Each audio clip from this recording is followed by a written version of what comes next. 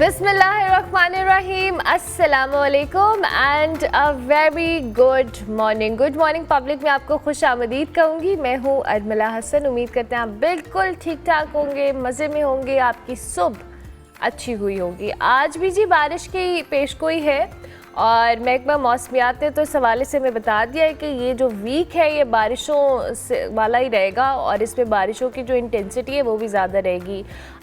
जब भी बारिश की बात करते हैं, वेदर की बात करते हैं, वी शुड ऑलवेज़ प्रे कि बारिशें जो हो रही हैं ये कि सबके लिए रहमत का बाइस बने, जहमत का बाइस ना बने। लेकिन अनफॉर्चुनेटली ये बारिशों का मामला है हर साल जो होता है, जिसमें हम सैलाबी रेलों की शक्ल में इनको देखें या दीगर सूरत हाल देखें। अभी जो रिसेंट कराची में जी खस्ता हाल और गैर कानूनी इमारत एक दिहाई से शहरियों के लिए मौत का पैगाम बनी हुई हैं। 10 सालों में जी दर्जनों इमारतें ज़मीन बोस हुई हैं, कई कीमती जानों का नुकसान हुआ है और कराची फ्लैट्स की सूरत में आसमान की तरफ उठते और कच्ची बस्तियों की शक्ल में ज़मीन पर जो फैलने के मसाइल हैं और मसाइब हैं पर सब खामोश है। लियारी बगदादी में जी इमारत गिरने का जो अलमनाक वाक़या है, इसमें कई कीमती जानों का नुकसान हुआ, कई लोगों ने अपने प्यारों को खो दिया। जनवरी 2017 की बात के तो लियाकताबाद में 3 मंजिला इमारत और फरवरी 2019 में मलीर जाफर तैयार, दिसंबर में 2019 में रनछोड़ लाइन में 6 मंजिला इमारत गिरी और मार्च 2020 में गुलबहार में 5 मंजिला इमारत जो है वो ज़मीन बोस हुई। ये थोड़े से स्टैटिस्टिक्स हैं जो पिछले कई सालों के हैं और 31 अफराद जो गुलबहार में इमारत गिरने के मैं वाक़े के हवाले से बात कर रही हूँ, 31 अफराद जान से गए। कमज़ोर इमारतों के पे दर पे ज़मीन बोस होने के हवाले से जब हम बात करते हैं तो मुतल्लिका इदारे ना जाग रहे हैं और पता नहीं कब जागेंगे। सितंबर 2020 में कोरंगी अल्लाह वाला टाउन में जी इमारत गिरी जिसमें 4 अफराद और लियारी में 2 मंजिला घर गिरने से जो है बहुत सारे जो वहाँ के फैमिली मेम्बर्स थे वो जान से गए। अप्रैल 2024 में बात की जाए तो नॉर्थ नाज़िमाबाद में 3 मंजिला इमारत गिरी जिससे 2 अफराद जो है वो जान बहक हुए। और अब 29 जून 2025 को ये भी लास्ट मंथ की बात है, जो खारा दर में इमारत गिरी जिससे बाप बेटी ज़िंदगी की बाजी हार गए। अब ये जो रिसेंट एक और अफसोसनाक वाक़या पेश आया है, बड़ा ऑब्वियसली ये एक ऐसी चीज़ है जिस पे बार बार हम आवाज़ भी उठा रहे हैं, लेकिन अनफॉर्चुनेटली जो लोग वहाँ पे रहते हैं इन इमारतों में, एक तरफ तो वो कहते हैं जी कि अगर हम इन इमारत को खाली करें, ये खस्ता हाल है, तो हम कहाँ जाएंगे। और इंतज़ामिया कहती है कि जी ये जो लोग यहाँ रहते हैं इनको वार्निंग दी जाती है। तो ये गैर कानूनी इमारतें ओवरऑल इंतज़ामिया के लिए क्या हमारे पूरे सिस्टम के लिए एक लम्हा फ़िक्रियाँ हैं। इंतज़ामिया की खामोशी हो, मुतल्लिका इदारे हों, उनकी नाअहली कह लें, क्या कह सकते हैं, आए रोज़ कीमती जानों का नुकसान हो रहा है। इसी हवाले से हमारे जो नुमाइंदे हैं मोहम्मद रज़ा हमारे साथ मौजूद है। मैं कुछ तफसीलात से आगाह कर रहे हैं इसी रिसेंट अफसोसनाक वाक़े के हवाले से। जी मोहम्मद रज़ा।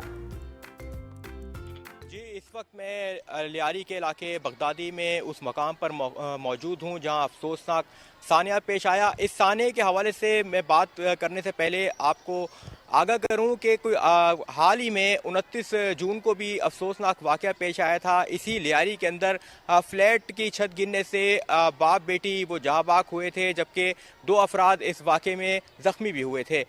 30 जून को भी एक अफसोसनाक वाक़या पेश आया था। खारा दर में 6 मंजिला इमारत गिरी थी जिसके नतीजे में खुशकिस्मती से कोई जानी नुकसान नहीं हुआ।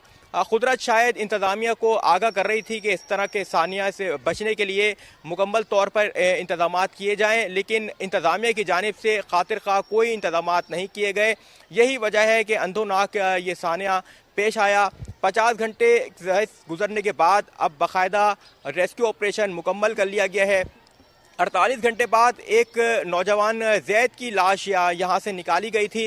जैद का बड़ा भाई तो इस वाक़े में बच गया, लेकिन जैद जो है इस वाक़े में जाबाक हो गया। जैद के बड़े भाई का कहना है कि जैसे ही इमारत में दरारें पड़ना शुरू हुई, फौरी तौर पर वो अपने भाई को साथ लेकर भागा और वो तो निकलने में कामयाब हो गया, लेकिन जैद जो अंदर ही फंस गया और इस वाक़े में जहाँ बहक हुआ। 27 अफराद इस अंधोनाक वाक़े में जहाँ बहक हुए हैं। 20 अफराद हिंदू कम्यूनिटी से उनका ताल्लुक़ था, जबकि 26 अफराद अस्पताल जो है वो मुर्दा हालत में सिविल अस्पताल उनको मुंतकिल किया गया, जबकि एक खातून दौरान इलाज वो दम तोड़ गई।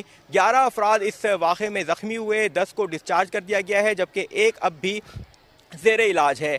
इंतज़ामिया इस वाक़े के बाद एक्टिव नज़र आई, अपने तमाम तर इख्तियारात करते हुए उन्होंने उनकी जानिब से जो मुताल्लिक़ा अफसरान थे उनको मुअत्तल तो किया गया, लेकिन ये तमाम तर सानिया हो जाता है, उसके बाद सब एक्टिव भी नज़र आते हैं और हिकमत अमली भी नज़र आती है। इस वाक़े के बाद बाकायदा वज़ीर आला सिंध की जानिब से एक अहम इजलास भी तलब किया गया है, जिसमें जो लियारी समेत दीगर जो मखदूश इमारतें हैं उनको खाली कराया जाएगा, उनको मसमार किया जाएगा और जो रिहायशी अफराद हैं उनको मुतबादिल जो रिहाइश है वो भी दी जाएगी। इस वक्त हमारे कैमरा मैन दिखा सकते हैं कि ये तमाम तर मलबे का ढेर है, इसके अंदर जो है रक्शे भी पार्क किए जाते थे, मोटरसाइकिल्स भी पार्क की जाती थी। मुकम्मल तौर पर ये इमारत गिर गई है और जो इसके करीब बराबर में इमारतें मौजूद हैं उसकी हालत भी आप देख सकते हैं। और ये लियारी का इलाका है, यहाँ पर तंग रास्ते, दुश्वार रास्ते हैं, जिनकी वजह से रेस्क्यू ऑपरेशन में काफ़ी मुश्किलात का सामना करना पड़ा। ख़ुसूसी तौर पर जो सिग्नल्स थे और इंटरनेट सर्विस थी वो बंद थी, जिसकी वजह से और काफ़ी मुश्किलात का सामना करना पड़ा। इस वाक़े के बाद रश काफ़ी ज़्यादा था, जिसकी वजह से रेस्क्यू ऑपरेशन में दुश्वारियों का सामना करना पड़ा। फौरी तौर पर तमाम तर इदारे यहाँ पर पहुँचे, हर मुमकिन कोशिश की गई, लेकिन अफसोसनाक वाक़े में एक के बाद एक लाश निकलती रही। 20 जो हिंदू कम्युनिटी उनकी आखिरी रसूमात मूसा लेन में अदा की गई, जिसके बाद उनकी तस्फीन मवाज गोट में की गई है। अगर मखदूश इमारतों के हवाले से बात की जाए तो तकरीबन 578 के करीब मखदूश इमारतें हैं। ज़िला जनूबी नंबर 1 पे है, 450 से ज़ायद जो मखदूश इमारतें हैं वो यहाँ पर कायम हैं। इसके अलावा ज़िला सेंट्रल, कोरंगी ईस्ट और मलीर की भी यही सूरत हाल है। अब बाकायदा जो टीम तश्कील दी गई थी वज़ीर बल्दियात की जानिब से, अब देखना यह है कि उसके अंदर क्या चीज़ें अहम सामने आती हैं। मुकम्मल तौर पर अब इस इलाके को सील कर दिया गया है, जो करीबी इमारतें हैं उनको भी खाली करा लिया गया है। आगरा ताज में भी एक जो इमारत है वो भी जो है टेढ़ी होने के बायस तमाम तर इमारत को खाली करा लिया गया है, उसको सील कर दिया गया है।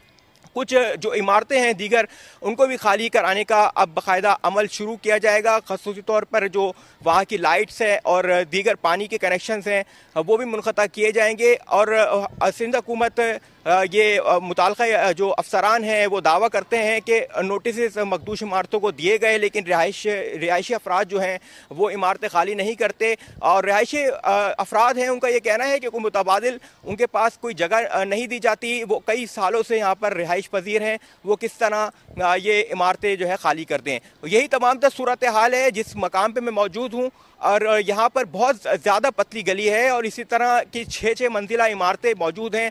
गर्मी में काफ़ी बुरी यहाँ पर सूरत हाल होती है और ख़ुसूस तौर पर दिन के औकात में भी ऐसी इमारतें हैं कि अंदर रोशनी दाखिल नहीं होती, जिसकी वजह से इसे अंदाज़ा लगाया जा सकता है कि जब ये इमारतें बन रही हैं तो मुताल्लिक़ा अफसरान कहाँ पर होते हैं, किसकी ज़ेर निगरानी तमाम तर चीज़ें होती हैं, क्यों उस आने के बाद तमाम तर जो हुकूमती मशीनरी है वो एक्टिव होती है। जी, ये वही सवाल है जिसका जवाब हम कब से तलाश करने की कोशिश कर रहे हैं कि जब ऐसा कोई वाक़या या सानिया पेश आता है तभी इंतज़ामिया की मशीनरी हरकत में क्यों आती है, और अगर आती है तो बहुत कम टाइम के लिए आती है और उसके बाद इसका लॉन्ग टर्म कोई प्लान या कोई स्ट्रैटेजी तरतीब नहीं दी जाती। ताहा अहमद खान साहब हमारे साथ मौजूद हैं, रहनुमा MQM के, उनको खुशामदीद कहेंगे। बहुत शुक्रिया ताहा अहमद खान साहब कि आपने हमें ज्वाइन किया। ये जो कराची वाला वाक़या है इसको वाक़या नहीं, अगर सानिया कहा जाए तो गलत नहीं है, क्योंकि जिस तरह से हमने देखा है कि अभी रिसेंट टाइम्स में मैं कुछ स्टैटिस्टिक्स भी शेयर कर रही थी अपने देखने वालों के साथ, ये कोई पहला वाक़या नहीं है अपनी नौयत का। माजी के अंदर भी इस तरह के कई वाक़यात पेश आए हैं और फिर इंतज़ामिया की मशीनरी हरकत में आती है और फिर वही बात है कि वो चंद दिन या चंद घंटों की बात होती है, उसके बाद फिर से वही एक सिस्टम वहीं पे चल रहा है।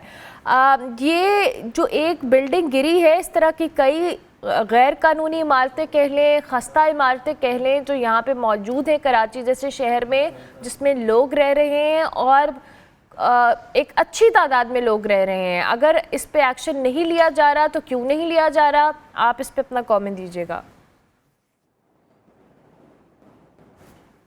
बिस्मिल्लाहिर्रहमानिर्रहीम, शुक्रिया जी। बिल्कुल जैसा आपने कहा कि मैं तो समझता हूँ कि अगर सानहे से बड़ा भी कोई लफ्ज़ है तो ये वो है, आज ये वो वाक़या है जिस पे इंसानियत शर्मिंदा है। हम तमाम लोगों ने देखा किस तरीके से वहाँ पे लाशें निकाली जा रही हैं, रेस्क्यू का इंतज़ाम किस तरह से वहाँ पे हो रहा है, किस तरह से ये इमारतें बनती हैं, किस तरह से ये इमारतें गिरती हैं। मेरा सवाल सिंध हुकूमत से ये है कि जब ये इमारतें बन रही होती हैं तब ये लोग कहाँ होते हैं? तब इनके पास जो वजारतें हैं, जो इनके पास अथॉरिटी है, जो कानून नाफिज करने वाले इदारे इनके कंट्रोल में है, वो उस वक्त कहाँ होते हैं?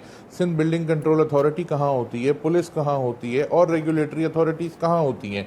उसके बाद जी कहते हैं हमने इवैक्यूएट करने का नोटिस दे दिया। अगर कोई शख्स वहाँ अपनी फैमिली के साथ रह रहा है और आपकी सरकार के दौरान वहाँ पे सेल परचेज हो रही है, वो कंस्ट्रक्शन हो रही है, और वो आदमी किसी धोखे में आके ख़रीद लेता है, तो वो कहाँ सड़क पे जाएगा अपनी फैमिली को लेके? हुकूमत की जिम्मेदारी है कि अपने फेलियर को एक्सेप्ट करे और उसको ऑल्टरनेट दे। एक तो फेज़ वो हो गया कि जब ये बन रही होती हैं ये लोग कहाँ होते हैं। उसके बाद जी SBCA के बारे में तो अगर हम कहेंगे तो कहेंगे कि आप तो अपोजिशन है, तनकीद करते हैं। कल पीपल्स पार्टी के MNA नबील कबूल साहब ने कहा कि SBA के अफसरान करप्ट हैं, SBA के अफसरान मिलके ये काम कर रहे हैं। SBCA की जिम्मेदारी है कि जो है वो इन चीज़ों को बेहतर करे, लेकिन वो रिश्वत लेते हैं। उसके बाद अगर आप 2 दिन पहले की मीडिया टॉक देखें सईद गनी साहब की, जिसमें उन्होंने कहा कि SBCA में रिश्वत चलती है, SBCA के लोग जो है वो रिश्वत लेके पोस्टिंग लेते हैं। तो किसको रिश्वत देते हैं, किससे पोस्टिंग लेते हैं? ये तो बड़ी अजीब सी बात है कि आप अपनी जिम्मेदारी उठा के एक इदारे पर डाल दें। हम तो असेंबली में चीख के कहते हैं, अपनी प्रेस कॉन्फ्रेंसेज में चीख के कहते हैं कि ये SBCA का इदारा जो है ये एक करप्ट तरीन इदारा है, इसका एहतसाब होना चाहिए, इसके अफसरान का एहतसाब होना चाहिए। हम ये कहते हैं कि इनको मअतल ना करें, इन अफसरान को गिरफ्तार करें जिनकी ज़ेरे निगरानी ये सारा काम हुआ है, जिनकी ज़ेरे निगरानी ये कंस्ट्रक्शन हुई है। जब ये वाली बात करो तो वो मुत्तहिदा कौमी मूवमेंट पे और दीगर जमातों पे इल्ज़ाम लगाते हैं। मैं बड़ा आपके प्रोग्राम के थ्रू कैटेगोरिकली एक क्लियर मौक़िफ़ देना चाहता हूँ कि चाहे इलीगल कंस्ट्रक्शन में या किसी भी क्राइम में किसी भी पॉलिटिकल पार्टी का आदमी इन्वॉल्व हो, अगर उसका ताल्लुक पीपल्स पार्टी से है, MQM से है या किसी भी सियासी जमात से है, तो across the board irrespective of और हर पॉलिटिकल एफिलिएशन कार्रवाई होनी चाहिए। हम इस मामले में बड़े क्लियर हैं। हम इस मामले में बिल्कुल कैटेगोरिकली कहते हैं कि जी किसी भी पॉलिटिकल पार्टी का आदमी हो उसके खिलाफ कार्रवाई करें। आपके पास वजारत दाखिला है, 17 साल से हुकूमत आपके पास है, आप एक्शन करें, नजर आए। अच्छा, अब मसला ये है कि कार्रवाई करनी किसने है ताहा साहब? अब जिन इदारों का ये जिक्र कर रहे हैं, हुकूमत में अगर जो भी जमात मौजूद है वो एडमिट करने या ओन करने को तैयार नहीं है, अपोजिशन की सुनने को तैयार नहीं है, इदारों पर डाल रहे हैं जी वो करप्ट हैं, या भर्तियां ऐसे होती हैं, रिश्वत लेते हैं, गैर कानूनी तौर पे लाइसेंसेस जारी करते हैं। ये सारी चीज़ें, मतलब इस चीज़ की अगर कोई ओनरशिप ले ही नहीं रहा तो कार्रवाई किसके खिलाफ होगी? मेरे हिसाब से तो जी हुकूमत को अपने खिलाफ ही कार्रवाई करनी चाहिए, क्योंकि इसकी जिम्मेदारी तो अल्टीमेटली उन पे जाती है। मैं किसी शख्स के बारे में नहीं कह रहा, देखें इस पे सियासत नहीं करेंगे हम नहीं कह रहे कि ये कोई जान के कर रहा है, डेलिबरेटली कर रहा है, लेकिन अगर उसको संभालने में इनके साथ कोई कॉम्पिटेंस इश्यूज हैं तो उसको मैनेज करने की ज़रूरत है। ये इंसानी जानों का मसला है। अभी भी चलें, एक बिल्डिंग गिर गई, हम समझते हैं कि बहुत बड़ा नुकसान हुआ, और हम सबके सामने, मैंने आपसे जैसे कहा कि सहने से बड़ा भी कोई लफ्ज़ है तो वो इस्तेमाल करना चाहिए, लेकिन अभी इतनी और बिल्डिंग्स मौजूद हैं जो इस जैसी और इससे ज़्यादा खस्ता हाल हैं। उनके लिए क्या इक़दाम कर रहे हैं, उनके लिए क्या रेस्क्यू ऑपरेशन कर रहे हैं, वहाँ के रहने वाले लोगों को क्या अल्टरनेट जगह दे रहे हैं? इस तरह से अगर लोगों को सड़कों पर लाने की ये करेंगे तो ये बड़ा गलत अमल है। इनको अल्टरनेट देना चाहिए, अपनी जिम्मेदारी को एक्सेप्ट करना चाहिए। जब तक अपनी जिम्मेदारी को एक्सेप्ट नहीं करेंगे तो उसको रेक्टिफाई कैसे करेंगे? अगर आप इदारों पर, उस इदारे पर डाल रहे हैं जो इदारा आप ही के अंडर आ रहा है, जिसमें 17 साल से आप ही के वजीर मौजूद हैं, जिसमें सारे अफसरान लगाए हुए आपके हैं, जिसका DG आपने खुद लगाया है, और अगर आप उस इदारे पर जिम्मेदारी डाल रहे हैं तो इसका मतलब है कि आप जिम्मेदारी अपने आप पे डाल रहे हैं। और ये हम नहीं कह रहे, पीपल्स पार्टी या जो हुकूमती जमात है उसके अपने MNAs ये वाली बात कर रहे हैं, उसके अपने वजीर, जो वजीर उस डिपार्टमेंट का वजीर है वो ये वाली बात कर रहा है। हम तो मैं तो अपने फ्लोर पे असेंबली पे मैंने ये तक कहा है कि अगर मुर्दा खाने की परमिशन भी लेनी हो तो SBCA वाले बगैर पैसों के नहीं देते किसी को। और ये सिर्फ हम अपोजिशन की बात नहीं कर रहे, हुकूमत का कोई वजीर भी बगैर पैसे दिए वहां काम कर के दिखा दे। इतना मजबूत एक माफिया के तौर पे ये इदारा काम कर रहा है। और ऐसे कई माफियाज हैं कराची में जो काम कर रहे हैं, चाहे आप उसको टैंकर माफिया कहें, चाहे आप उसको डंपर माफिया कहें, चाहे आप उसको ये बिल्डर माफिया कहें, पोर्शन माफिया कहें, ऐसे तमाम माफियाज हैं जो इस शहर पे राज कर रहे हैं और हुकूमत फेल हो चुकी है। हुकूमत नाम की कोई चीज हमें नजर नहीं आती। बताएं कि आप इस सारे सिस्टम को समझते हैं। मैं एक लेमैन हूँ आपके सामने। ये कितना मुश्किल काम है कि अगर कोई इस तरह की गैर कानूनी इमारतें मौजूद हैं, बिकॉज हमने पंजाब में, हम अगर अपने उस साइड की बात करें तो यहाँ पर ये होता है जी कि अगर कोई इलीगल या कोई ऐसी सोसाइटी है जो फ्रॉड बेस्ड है तो न्यूज़पेपर में एक ऐड आ जाता है हुकूमत की जानिब से, और या फिर लोगों के वर्ड ऑफ माउथ होता है कि जी ये फ्रॉड है, लोग वेरीफाई करें।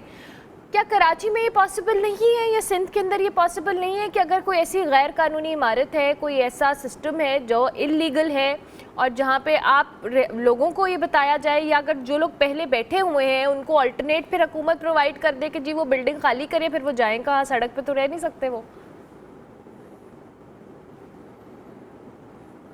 देखिए, बिल्कुल जैसे आपने बताया, सिस्टम मौजूद, कावानीन मौजूद हैं, सारे सिस्टम्स को मजबूत करने की ज़रूरत है, सिस्टम पे अमल दरामद कराने की ज़रूरत है। लेकिन मसला ये है कि जब एक इदारे के अफसरान पैसे दे के लगते हैं और वो उसके सामने उसी हुकूमती जमात के वजीर, उसी डिपार्टमेंट का वजीर और उसी इलाके का एमएनए इतने बेबस नज़र आते हैं कि वो कह रहे हैं कि वो हमारा फ़ोन भी नहीं उठा रहे, तो इससे साफ जाहिर है कि वो रिश्वत दे के लग रहे हैं। और उस डिपार्टमेंट का वजीर कह रहा है कि वहाँ लोग रिश्वत दे के लगते हैं। तो भाई किसको रिश्वत दे के लगते हैं? रिश्वत देने वाले का तो बता रहे हो, रिश्वत लेने वाले का भी तो बताओ कि वो पोस्टिंग उसको कौन पैसे लेके दे रहा है। जाहिर है जब आप पैसे लेके किसी को पोस्टिंग देंगे तो आप उस तरह से उससे काम नहीं करा सकते। वही लोग अपनी रिकवरी के लिए जब जाते हैं और इलीगल कंस्ट्रक्शन को वो जाहिर है वहाँ पे करवाते हैं और वहाँ पे पोर्शन माफिया और बिल्डर माफिया से मुलाकात करते हैं और इलीगल कंस्ट्रक्शन होती है और अपने पैसे लेते हैं और इस तरह रोज़ाना की बुनियाद पे लोग मर रहे हैं।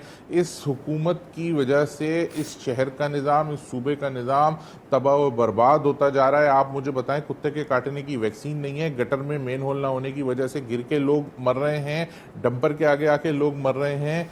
जो कुत्ते के जो कोई एक इशू आप ऐसा उठा लें जिससे रोड एक्सीडेंट्स की अगर आप बात करें, स्ट्रीट क्राइम की बात करें, रोज़ाना की बुनियाद पे अगर आप खबरें देखें तो किसी न किसी नेग्लिजेंस की वजह से लोगों की हलाकतें हो रही हैं। जो लोग जिंदा हैं उनके हाल बड़े ख़राब हैं, पीने का पानी आता नहीं है, सीवरेज का पानी जाता नहीं है। अगर आप इंटरमीडिएट बोर्ड की बात करें तो 250 पेजेस की रिपोर्ट हमारे पास पड़ी है जो वो सिंध के वजीर तालीम ने भी एक्सेप्ट की है, जिसमें बता रहे हैं कि इंटरमीडिएट बोर्ड के जो हालात हैं वहाँ कोई एक डिपार्टमेंट भी सही काम नहीं कर रहा है। ये सरोज लोधी साहब ने बनाई है, किसी ऑपोजिशन जमात ने नहीं बनाई है रिपोर्ट।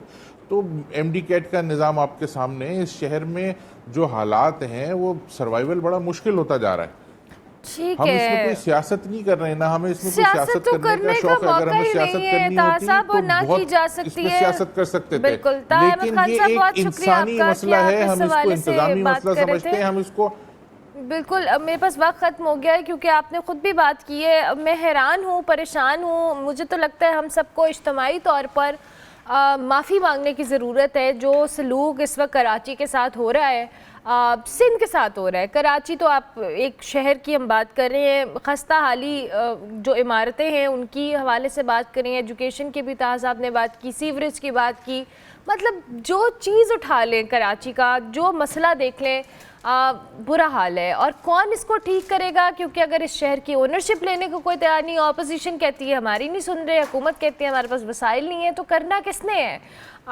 लोग भी नहीं कर पा रहे हैं। I am really sorry. मुझे तो ये बात करते हुए भी अब अजीबो गरीब सा ही लगता है कि जब हम सुबह सुबह उठ के कराची को टारगेट करके शुरू हो जाते हैं उसके मसाइल का, लेकिन क्या करें, बात तो करना ज़रूरी है। ब्रेक लेंगे, ब्रेक के बाद वापस आएंगे।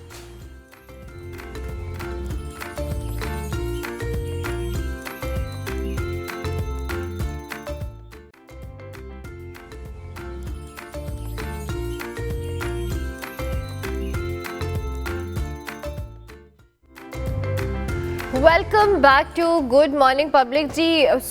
हम बहुत कुछ अफसोसनाक वाक़यात का जिक्र कर रहे हैं, लेकिन कुछ साने ऐसे होते हैं जो गुजर जाते हैं, मगर कुछ सवाल हैं जो पीछे छोड़ जाते हैं। वादिये सवात में जी बहने वाला जो अब सकूत है, दर हकीकत एक चीख है जो इंसाफ मांग रही है, जो एहसास ज़िम्मेदारी तलाश कर रही है। ज़िला इंतज़ामिया हो या महकमा इरिगेशन हो, रेस्क्यू इदारे हों या क्रश माफिया हो, हर कोई खामोश है, हर कोई बच निकलने के रास्ते ढूंढ रहा है। मगर इन्हीं खामोशियों के बीच उम्मीद की एक आवाज़ उभरी है और मकामी लोगों ने अपने हिस्से का दिया जलाया है। दरियाए सवात के किनारे जी इमरजेंसी रिलीफ सेंटर कायम किया गया है, जो कि ऐसा मरकज़ है जो कि हर लम्हा जाग रहा है। और ये सिर्फ हालात का तज्जिया नहीं है, बल्कि इंसानियत के ज़िंदा होने की दलील भी इसको कहा जा सकता है। इसी हवाले से इस साने के बाद जो सूरत हाल रही और इस रिलीफ कैंप के हवाले से जो मकामी लोगों ने लगाया, इसी पर समद अंजुम की एक रिपोर्ट है, आपको दिखाते हैं।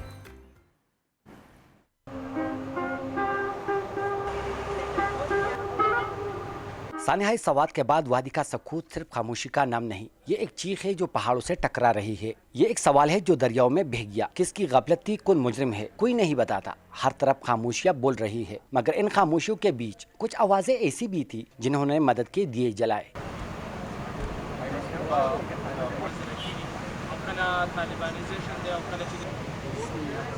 सवात की फिजाएं आज भी इन पुकारती लहरों की गवाह है, जिन्होंने अपनों को निगल लिया। न कोई माफी, न कोई इत्तराब। जिले इंतजामिया हो या क्रश माफिया, महकमा इरिगेशन हो या रेस्क्यू इदारे, सब ने आंखें चुरा लिए, लेकिन उम्मीद की चिराग मकामी लोगों ने जलाए। अपनी मदद आपके तहत अगर हम ऐसी चीज़ें ख़रीद ले और यहाँ बाईपास में इनके लिए कोई जगह ले और ये चीज़ें, ये मशीन इक्विपमेंट, मुख्तलिफ़ किस्में रेस्क्यू इक्विपमेंट और फर्स्ट एड की इक्विपमेंट और फायर फाइटिंग की इक्विपमेंट, ये हम ख़रीद ले और अपनी मदद आपके तहत ये काम शुरू कर दे, ताकि फिर सवात में कोई ऐसा सानिया ना हो। चंदे की रिजगारी से, दुआओं की ताकत से एक ऐसा इमरजेंसी रिलीफ सेंटर कायम हुआ जो खामोश नहीं बल्कि हर वक्त बेदार रहेगा। सामान हमने अवेलेबल किए, उसमें टॉप्स है और बरसाती है, उसमें जैकेट्स है, लाइफ सेविंग जैकेट्स बच्चों की भी है, बड़ों की भी है, उसमें रस्सियाँ है, उसमें वॉकी टाकी भी है।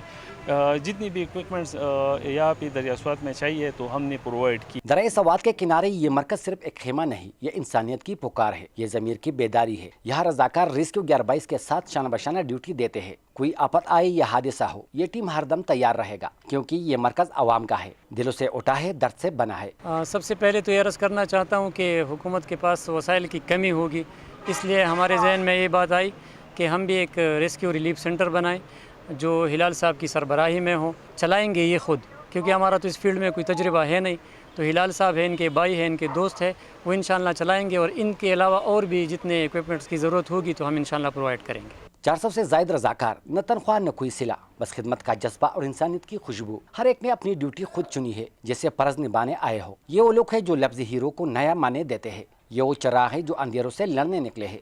अपने सारे जो दोस्त है इसका शुक्रिया अदा करता हूँ कि इसके जो ये हादसा इसके बाद इसके दिल में सोच आया और बहुत तो तकरीबन कलील मौके में एक हफ्ते में के अंदर अंदर इतना सामान जमा करना काफ़ी मुश्किल है, लेकिन एक इंसानी हमदर्दी और एक इंसानियत के खातिर उन्होंने सब कुछ जमा किया, ये एक बहुत बड़ी बात है। सानिहाई सवात ने हमें दिखा दिया कि हादसा आवाज़ नहीं देते, लेकिन इंसानियत खामोशी में भी चीखती है। रिलीफ सेंटर जैसे इकदाम ये साबित करते हैं कि अगर इदारे खामोश हो जाए तो आवाम बोलती है। जो काम हुकूमत की जिम्मेदारी थी वो तो न कर सके, लेकिन सवात के आवाम ने मिलकर सवात के दरिया के किनारे रिलीफ इमरजेंसी सेंटर कायम किया है। कैमरा टीम के साथ समद अंजुम, पब्लिक न्यूज़, सवात।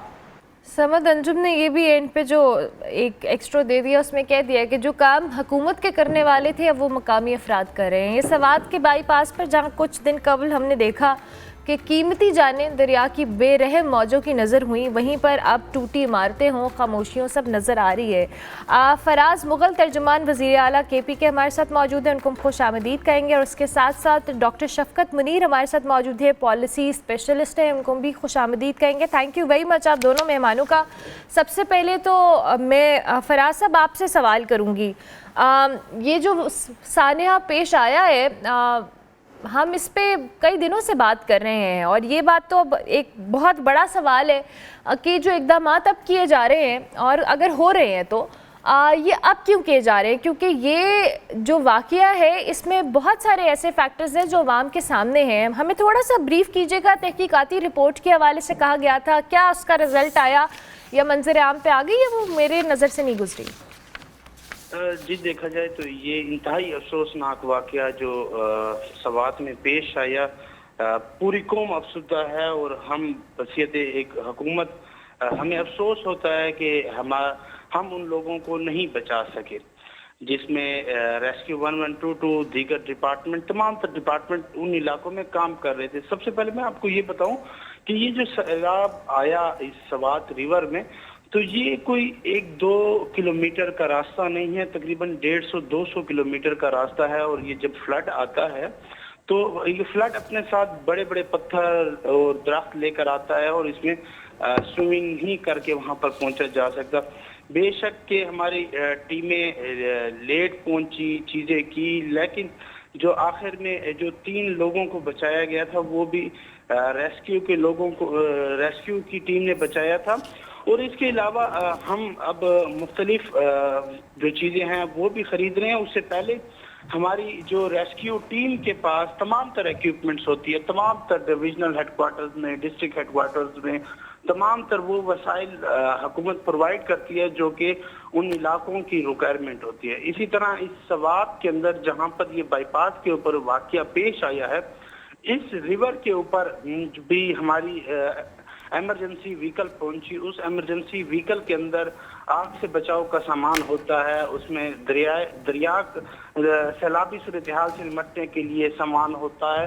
तो अगर और कोई कुदरती आफत आ जाती है तो वो बड़ी व्हीकल होती है, उसमें तमाम तर चीज़ें मौजूद होती हैं। और ये जब सैलाब आया तो हमारे रेस्क्यू के लोग न सिर्फ इस जगह पे ऑपरेशन कर रहे थे, इसके अलावा कई मकामात के ऊपर हमारा रेस्क्यू की टीमें ऑपरेशन कर रही थी, दीगर डिपार्टमेंट कर रहे थे, क्योंकि ये सैलाब एक झलक आता है और चला जाता है। और इस सैलाबी रेले में 100 से 150 लोगों को रेस्क्यू 1122 की टीमों ने बचाया और निकाला। ये अफसोस से हम कह सकते हैं कि हम इन लोगों को नहीं बचा सके। ये हमारे मेहमान आए थे, हमारे घर में आए थे, और हम मानते हैं हमारे कुछ लोगों की गफलत है, 8-10 मिनट भी लेट आना। चले सर, आई एम ग्लैड कि आप ये गफलत मान रहे हैं, क्योंकि जो रिपोर्ट भी और जो बातें भी हम सुन रहे थे बयानात, उसमें सारा इल्ज़ाम टूरिस्ट के ऊपर डाला जा रहा था कि वो लोग वहाँ पे गए। और बाकी रेस्क्यू के हवाले से ये भी इतला थी, और जो हमने भी न्यूज़ मीडिया पे दिया कि जब रेस्क्यू टीम्स 1.5-2 घंटे बाद पहुँची तो उनको जो इक्विपमेंट रिक्वायर्ड था वो उनके पास था ही नहीं। आप कह रहे हैं कि आप लोग इक्विपमेंट प्रोवाइड करते हैं?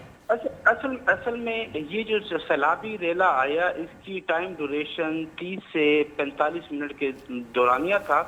और जब ये सैलाब आया तो मुख्तलिफ, मैंने आपको पहले भी बताया कि मुख्तलिफ टीमें मुख्तलिफ मकामात पर काम कर रही थी। जो ही रेस्क्यू 1122 को कॉल सबसे पहले मासूल होती है इस वाक़ये की, और वो आवाम ये कहती है कि जो फैमिली है, मुतासरा फैमिली होटल में फंस चुकी है। और सबसे पहले जब भी कोई इमरजेंसी कॉल होती है तो सबसे पहले एम्बुलेंस पहुंचती है। एम्बुलेंस 8 से 6 मिनट के अंदर अंदर उस मकाम के ऊपर पहुंची जहां पर यह वाकया हुआ।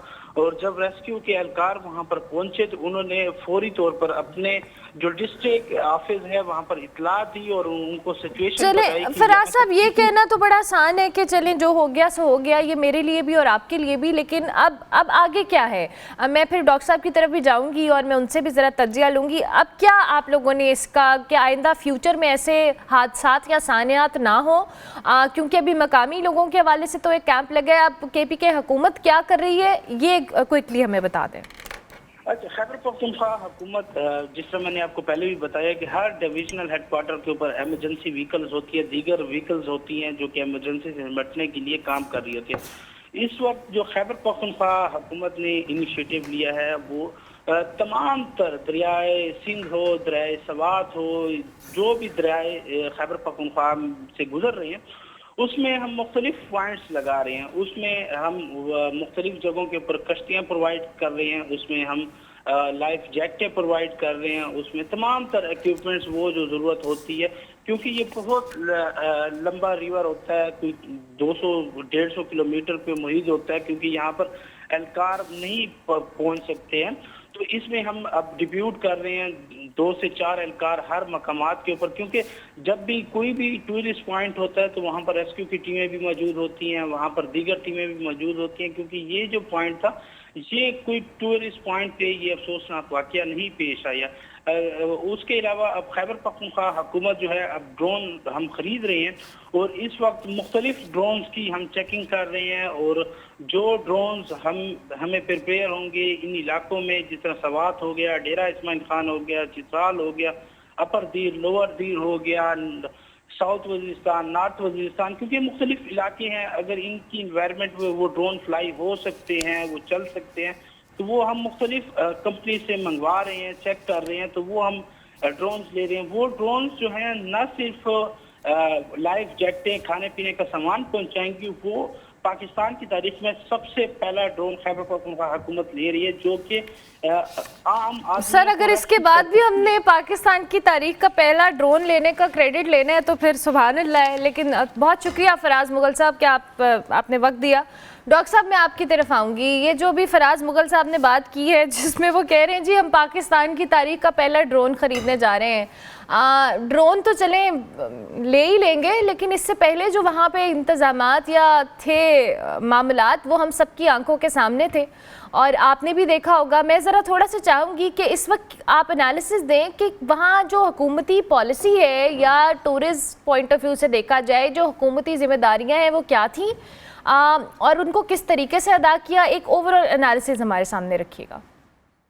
जी शुक्रिया अरफा। देखें, इस वक्त ये एक न्यू नॉर्मल है पाकिस्तान के लिए भी, दुनिया के बाकी खित्तों के लिए भी, कि मौसमियाती तब्दीली की वजह से इस वक्त जो वेदर कंडीशन है वो बड़ी अनसर्टन और इरेटिक रेंज जो है वो हमें मुतासर कर रही हैं। आप दुनिया के तरक्की याफ्ता मुल्कों में भी चले जाएँ, अभी आप रिसेंटली देखें अमेरिका में, वहाँ पे न्यू मैक्सिको जो उनकी स्टेट है, वहाँ पे बड़ी तेज़ी से इसी तरह के रेलों ने क्या तबाही मचाई। इससे पहले भी हो रहा है, लेकिन इसका मतलब ये नहीं है कि हम खामोश रहें। पहली बात तो मैं अप्रिशिएट करना चाहूँगा कि शहरी सतह पर जो लोगों ने कैंप का एहतमाम किया और वो एक रेगुलर मॉनिटरिंग का सिलसिला रखा। असल में हमने ये इस चीज़ की तैयारी ज़्यादा करनी है कि कोई फ्लड आने से पहले हम कितने तैयार हैं। अर्ली वार्निंग सिस्टम को स्ट्रॉन्ग करने की ज़रूरत है, कोऑर्डिनेशन बढ़ाने की ज़रूरत है कि प्रोविंसेस, डिस्ट्रिक्ट और लोकल लेवल पे कितनी हमारी कोऑर्डिनेशन है, कितने हमारे कंटीजेंसी प्लान्स हैं। अब आप ये देखें कि हर डिस्ट्रिक्ट के बाद एक कंटीजेंसी प्लान होना चाहिए, जहाँ से भी कोई दरिया गुजर रहा है, नदी नाले हैं या फ्लैश फ्लड। अब आप देखें पहले सिर्फ रिवेरियन फ्लड आते थे कि समुद्र जैसे पहाड़ों से पानी आया और दरियाओं के रास्ते हम एक पूरा ट्रैक बनता था और उसमें अब आप ये देखें कि शहरों के अंदर मानसून आती है। अब 2022 का फ्लड अगर आप देखें पाकिस्तान में, वो एक हमारे पास एक ऐसी ज़िंदा मिसाल है जिसे हमें देखना है कि ये सिर्फ कोई नॉर्थ से आने वाला पानी नहीं है। गैर ज़रूरी तौर पे अगर हम कहीं मूव कर रहे हैं, दुनिया भर में टूरिज़्म होता है। टूरिज़्म के लिए लोग क्या करते हैं, आप खुद सोचें कि जब आप बाहर जाते हैं तो आप पहले वेदर देखते हैं, किस जगह जा रहे हैं, वहाँ की सिचुएशन क्या है। तो थोड़ी सी जिम्मेदारी हमारे शहरियों पर भी आयद होती है कि जब वो टूरिज़्म के लिए निकलें कि क्या ये मौसम है टूरिज़्म का, क्या जो वो एक्शन लेने जा रहे हैं वो एक एक्शन वर्थ ऑफ इट है कि आप अपनी देखें, इंसान की जान से ज़्यादा कोई चीज़ नहीं। दरिया के अंदर खड़े होकर अगर आप कोई काम करना चाह रहे हैं तो ये कोई, मेरा नहीं ख्याल कि ये तो एक थोड़ा सा हमें एज ए सिटीज़न भी अवेयरनेस देने की ज़रूरत है। दूसरी अवेयरनेस क्या देनी चाहिए हमें, वो अर्ली वार्निंग। देखिए, अगर हम अपने दरियाओं का और अपने पानी के बहाव का डाटा हमारे पास नहीं होगा, और इस वक्त मैं ये कहूँगा कि हमें ये जो डाटा है दरियाओं का, नदी नालों का या बारिशों के हवाले से जो है, उसका हमें रियल टाइम डाटा असेसमेंट करने की ज़रूरत है, ताकि उसकी बुनियाद पे हम वो पैगाम ड्रा कर सकें जो हम लोगों तक पहुँचाएँ। अब NDA में अर्ली वार्निंग सिस्टम के तहत इतलात दे रहे हैं कि भाई अब ये मौसम में कितनी ज़्यादा कहाँ क्या इम्पेक्ट होने वाला है, कितना पानी आ रहा है। वहाँ से अगर हम इवैक्यूएशन प्लान नहीं बनाएंगे, लोगों को नहीं निकाल के लेके जाएंगे महफूज मकामात पे, तो मुश्किल होगा। यहाँ पे मैं एक बड़ी अहम बात है जो पाकिस्तान का एक बड़ा अच्छा प्लान है जिसको हमें ख़ास तौर पे देखना चाहिए, फ्लड प्रोटेक्शन प्लान 4। उसका पहला फेज़ 2023 में अप्रूव हो चुका है कनेक्ट से और बड़े लेवल पे। इसके अंदर ना सिर्फ ये कि सारा तजिया मौजूद है, पहले भी 3 हमारे फ्लड प्लान थे, वो हमारे और तरह के फ्लड प्लान लिखे गए। ये मौसमियाती तब्दीली के हालात में लिखा गया एक प्लान है जिसके साथ बाकायदा तौर पे फंडिंग का भी सिलसिला है कि हम कैसे इसको आने वाले फ्लड्स को रोक सकते हैं। अब ये स्वात का जो फ्लड है, इस तरह के नौयत के जो वाक़यात हैं, उन सब को कवर करने के लिए फ्लड प्लान प्रोटेक्शन फ्राहम करता है। अगर उस प्लान पे 2 साल हो चुके हैं, आप देखें ना, अभी जून गुजर गया, जून 2023 और जून 2025, इन 2 सालों में अगर इस पर अमल दरामद किया जाता तो मैं समझता हूँ कि एक तो इसमें कोऑर्डिनेशन का मैकेनिज़्म है कि मरकज़ का क्या किरदार होगा, सूबों का क्या किरदार होगा, डिस्ट्रिक्ट लेवल पे क्या रोल होंगे सबके, और डिस्ट्रिक्ट कमेटीज़ कैसे काम करेंगी, डिस्ट्रिक्ट के अंदर जो कंटीजेंसी प्लान्स होंगे वो क्या होंगे आने वाले मौसमों के लिए। देखें जो पेशबंदी या पेश गोई की जाती है मौसमों की, अब अनसर्टन इसलिए हो गई है कि किसी वक्त भी एक क्लाउड बस्ट हो जाता है और उसके बाद आप देखें कि वहाँ फ्लड की सिचुएशन हो जाती है, ज़रूरी नहीं कि कोई ऊपर से नीचे की तरफ पानी आ रहा है। तो इन सूरत हाल में जबकि पाकिस्तान क्लाइमेट चेंज के हवाले से इम्पैक्ट हो रहा है और ये सारी चीज़ें हम फेस कर रहे हैं, तो इस तरह के प्लान हमें फौरी तौर पे हम उस पर अमल दरामद करना चाहिए। और उसके लिए अगर फंडिंग चाहिए तो पहली बात तो ये कि अब दुनिया भर में सब लोग यही कहते हैं जी हम तो खुद अपने इन्हीं कुदरती आफात से निपट रहे हैं, तो आप अपने तौर पे आप उसका बंदोबस्त करें। एक तो ये कि हम अपनी कम्युनिटीज़ को अवेयर करें जो ज़्यादा इम्पैक्ट हो सकती हैं, जैसा कि स्वात की आपने अभी जो दिखाई रिपोर्ट दिखाई, उसमें लोगों की एक जिम्मेदारी का एहसास नज़र आ रहा है कि किस तरह वो अपनी मदद आपके तहत करें। फिर मेरी एक स्टडी है जिसमें मैंने 2022 का तजिया किया है कि 2010 के मुकाबले में 2022 के फ्लड में पाकिस्तान में वॉलंटियर ने जो काम किया है, जो पाकिस्तानियों ने खुद काम किया अपने लोगों को बचाने के लिए बतौर सिटीजन, वो 2010 के इंटरनेशनल हेल्प इमदाद से ज़्यादा बड़ा था। तो इसका मतलब है ये इस कौम में एक रेजिलियंस का एक जो कॉन्सेप्ट है वो मौजूद है, वो अपने लोगों को बचाने की बात कर सकते हैं। तो क्यों ना इसको मरबूत कर लिया जाए, और मरबूत करने का तरीका है कि डिस्ट्रिक्ट लेवल पे कोऑर्डिनेशन कमेटीज़ हों, नीचे उनका झैली शाखें हों, उनका सूबे के साथ लिंक हो, और फिर पॉलिसी लेवल पे NDA में उनको गाइड कर रहा हो। तो ये सारा जो कोऑर्डिनेशन का मैकेनिज्म है, इस पूरे को मिला के हम इन नुकसानात से बच सकते हैं। अभी तक आप ये देख लें 1955 से अभी तक के जो फ्लड आ चुके हैं, ऑलरेडी $65 बिलियन हमारा लॉस हो चुका है, यानी जो हमारे रिजर्व हैं उसका 6-7 गुना तो हमारे फ्लड्स की नजर हो चुका है। बिल्कुल ठीक। तो हमें अभी सोचना है अच्छा राइट टाइम। अच्छा डॉक्टर साहब सॉरी मैं आपको इंटरप्ट कर रही हूँ माजरत के साथ, लेकिन मैं चाहूँगी आपने ये सारी चीज़ें जो बड़े अच्छे अंदाज में बताई कि हमारे पास फ्लड प्लान है, मगर उस पर इम्प्लीमेंट कर लें तो ये बहुत सारी चीज़ें, और climate change we all know कि एक बहुत बड़ा चैलेंज है। डॉक्टर साहब क्विकली मुझे ये बताइएगा कि आपने भी बात की कि टूरिस्ट के हवाले से हम इसमें सिर्फ ये फ्लड वाला मामला या पानी के रेले वाला मामला नहीं है, इसमें बहुत सारी और भी इलीगल चीज़ें शामिल हैं, जिसमें हम होटल्स की तामीर से लेकर एवरीथिंग, एवरीवन इज़ इन्वॉल्व। उस पर मैं चाहूँगी थोड़ा सा आप हमें policy as a policy specialist थोड़ा सा एक्सप्लेन कीजिएगा कि ये जो हुकूमत या स्टेट की जिम्मेदारी है वो किस तरह से पूरी होगी। देखिए अभी इस प्रोग्राम से इस पहले सेगमेंट में भी आपने एक बड़ी अच्छी रिपोर्ट दिखाई जिसमें कराची की इमारत का दिखाया। देखिए रूल्स मौजूद हैं, पॉलिसीज मौजूद हैं, उस पर अमल दरामद में कहीं ना कहीं लैप्स है। अगर एक बिल्डिंग इस लेवल पे बनाएगी, उसकी वार्निंग हुई है, उसके बाद उसको 2 मंजिला और बना रहे हैं, वो गिर रही है। इसी तरह अब दरियाओं की जो बेट पूरा देखे, हज़ारों साल से ये पानी का कुदरत का एक फ्लो का एक निज़ाम है, दरियाओं के ज़रिए, नदी नालों के ज़रिए।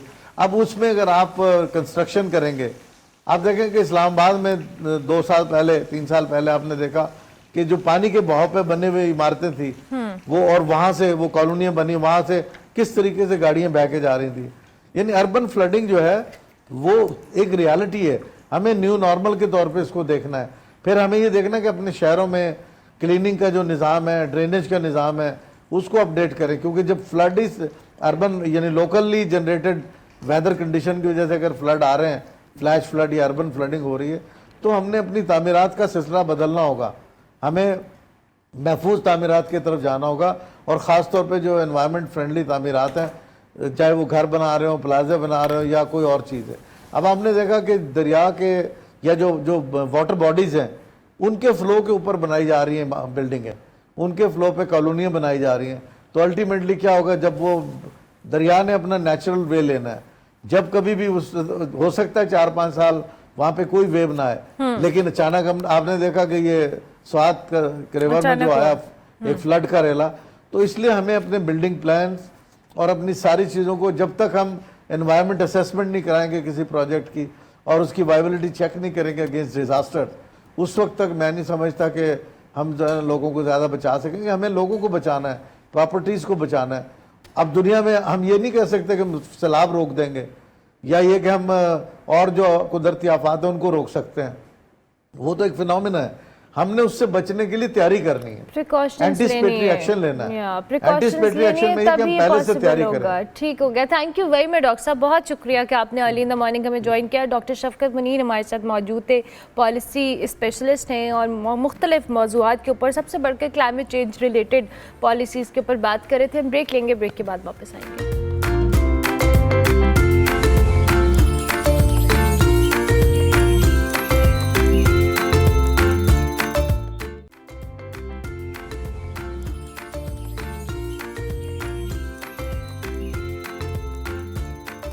Welcome back to good morning public ji. गुज़िश्ता दिनों लाहौर में एक वाक़या पेश आया जिसमें जौहर टाउन में वाक़या एक फार्म हाउस से जो शेर है वो दीवार फैलांग कर निकलता है और एक खातून और 2 बच्चों पर हमलावर हो जाता है। खूनखार जानवर, उसका शहर में इस तरह से आज़ादाना घूमना, खातून और बच्चों को शदीद ज़ख्मी करना, ये दिल दहला देने वाला वाक़या तो अपनी जगह है। और ये जो मनाजिर भी आप देख रहे हैं बहुत हॉरिफाइंग किस्म के मनाजिर हैं, लेकिन इंतज़ामिया के हवाले से एक बहुत बड़ा क्वेश्चन मार्क है। ये अपनी नौयत का कोई पहला वाक़या नहीं है। ये एक सवाल यहाँ पे एक बार फिर रेज़ हो रहा है कि आखिर जंगली जानवर जो है शहरी इलाकों में कैसे रखे जा सकते हैं, और क्या महज ये शौक़ है या कानून के साथ आप कह लें खुला मजाक है। पाकिस्तान में वाइल्ड लाइफ कवानीन के मुताबिक जी जंगली जानवर मसले शेर, चीता, रीछ वगैरह बग़ैर खुसूसी इजाज़त, लाइसेंस और मखसूस हिफाजती इक़दामात के पालना नाकाबिले ज़मानत जुर्म है और इस कानून की खिलाफ वर्जी पर 7 साल तक कैद और 50 लाख से ज़ायद का जुर्माना भी हो सकता है। ताहम आए रोज़ सोशल मीडिया पे हम ऐसे वाक़यात और ऐसे अफराद को देखते हैं जो रखते हैं सांप, शेर या दीगर ख़तरनाक जानवरों को, बल्कि आप खुलेआम धड़ल्ले से वीडियोस बनाते हैं, सोशल मीडिया प्लेटफॉर्म्स पे तस्वीरें शेयर करते हैं और फिर उसको एंजॉय कर रहे हैं for the sake of entertainment. ये चीज़ें फ्लॉन्ट की जाती हैं and I am unable to understand कैसे। इस हवाले से जी वाइल्ड लाइफ कवानीन क्या कहते हैं और इन पर जो अमल दरामद है किस हद तक होता है और कैसे अवाम की जान को ख़तरे में डालने वाले इस रुझान को रोका जा सकता है, इसी पे हम बात करेंगे। आयज़ा हैदर हमारे साथ मौजूद हैं, चेयरपर्सन है Pakistan animal rights advocacy group की, उनको हम खुशामदीद कहते हैं। Thank you very much Aiza साहिबा, बहुत शुक्रिया कि आपने हमें ज्वाइन किया। ये कोई पहला वाक़या नहीं है जो जौहर टाउन में पेश आया है, इससे पहले भी ऐसे कई वाक़यात हैं जो कि रिपोर्ट हुए हैं। अब मेरा पहला क्वेश्चन ये है कि क्या ऐसे जंगली जानवर, खूनखार जानवरों को रखना जायज़ है, लीगल है? नहीं, बिल्कुल जायज़ नहीं है। और जो मैं एक एक्टिविस्ट हूँ, हमारा बड़ा स्ट्रॉन्ग स्टांस है कि जो वाइल्ड लाइफ है वो सिर्फ वाइल्ड में होनी चाहिए, वो किसी के पास, किसी प्राइवेट ओनर के पास नहीं होनी चाहिए। इवन जो जू का कॉन्सेप्ट है वो यही है कि जिन जानवरों की कोई ठीक है, सॉरी मैं आपको इंटरप्ट करी, आपके माइक का थोड़ा सा इशू है, हम उसको सॉर्ट आउट कर लेते हैं जी। और साथ साथ मैं थोड़ा सा ये वाक़े के हवाले से भी बता दूं कि इसमें जो फुटेजेस भी हमने अपने टीवी चैनल के ऊपर देखी हैं उसमें वो दीवार फैलांग कर आता है और इससे पहले भी ऐसे कई जानवर हैं जिसमें हम चीते की बात करें, शेर की बात करें, जो लोगों ने घरों के अंदर रखे हुए हैं और उसके बाद वो उसको धड़ल्ले से, मतलब खुलेआम सोशल मीडिया के ऊपर वीडियो, टिकटॉक भरा पड़ा है ऐसी वीडियो से। इवन असले की नुमाइश तो आप अपनी जगह हम उस पर क्रिटिसाइज़ करते ही करते हैं, लेकिन उसके साथ साथ जो इस तरह के जानवरों का रखना, अभी आयज़ा साहिबा ने भी गुफ्तगू का आगाज़ किया, जैसे ही टेक्निकल इशू सॉर्ट होता है हम उनसे और भी इस हवाले से स्टांस देंगे कि ये तो रखना, पहली बात ये कि है ही इलीगल, इस पर कोई खसूसी लाइसेंस या जो चीज़ें मिलती भी हैं वो किन बुनियाद के ऊपर मिलती हैं, क्योंकि वही बात है कि एक टर्म वाइल्ड लाइफ जिस जानवर के साथ एसोसिएटेड है उसको आप रेजिडेंशियल एरियाज़ में, अपने फार्म हाउसेस पे, अपने घरों में, अपने बच्चों के करीब, अपनी फैमिलीज़ के करीब कैसे रख सकते हैं? That's a big question mark. और फिर सोशल मीडिया के ऊपर जब ये फुटेजेस आती हैं, इस तरह के हादसात होते हैं, इंतज़ामिया एक्शन में आती है, लेकिन उससे पहले जब ये लोग इसकी नुमाइश कर रहे होते हैं, ऐसे जानवरों को रखा जाता है। और ऐसा नहीं है कि इंतज़ामिया में या जो इदारों की नोटिस में ये बात नहीं होगी, ज़ाहिर एक रेजिडेंशियल एरिया में अगर कोई शख्स कोई खूनखार जानवर रख कर बैठा हुआ है तो आई एम श्योर के इर्द गिर्द जो इलाका मकीन हैं, जो लोग हैं, जो इंतज़ामिया है, वो इससे फुली अवेयर होगी कि क्या वजह है, क्या नहीं है। अच्छा जी आयज़ा साहिबा, आप अपनी बात को जारी रखिएगा। सॉरी। अच्छा, ऐसे है कि जो हम जिस चीज़ पे बिलीव करते हैं वो ये है कि wild life should be in the wild, वो किसी प्राइवेट होम ओनर के पास नहीं होनी चाहिए और उसको डोमेस्टिकेट नहीं करना चाहिए। लेकिन जूस का जो कॉन्सेप्ट है उसमें ये होता है कि कंजर्वेशन, कोई ऐसी ब्रीड जो कि ख़त्म हो रही हो वाइल्ड में, उनको आप रख के अगर ब्रीड करते हैं तो वो एक जू का पर्पज़ है फॉर कंजर्वेशन। बिल्कुल। अदरवाइज़ ये जो एक ट्रेंड बन गया हुआ है कि एक स्टेटस सिंबल है कि आपने महंगा सा एक जानवर, लायन है, टाइगर्स हैं, जैगुआर्स हैं, तो आप उनको टिकटॉक्स के लिए या आप अपनी एक ग्लोरी दिखाने के लिए कि we can afford to keep such an animal, क्योंकि ये बड़ा एक्सपेंसिव एक शौक है, तो वो एक स्टेटस सिंबल बन गया हुआ है। अदरवाइज ये बिल्कुल अनएथिकल चीज़ है और बिल्कुल किसी सूरत वाइल्ड लाइफ को डोमेस्टिक नहीं करना चाहिए, डोमेस्टिकेट नहीं करना चाहिए। अच्छा आयशा साहिबा, मुझे ये बताइए कोई खुसूसी लाइसेंस, इस तरह की टर्मिनोलॉजी कि जी उसने खुसूसी तौर पे कोई लाइसेंस लिया हुआ है, इक़दामात हैं या जो भी है, ये कोई एग्जिस्ट करता है क्या लीगली? इस हवाले से लीगली ये है कि जो पंजाब का वाइल्ड लाइफ एक्ट है 1974 का, for the protection, preservation, conservation and management, ये उसका पूरा नाम है।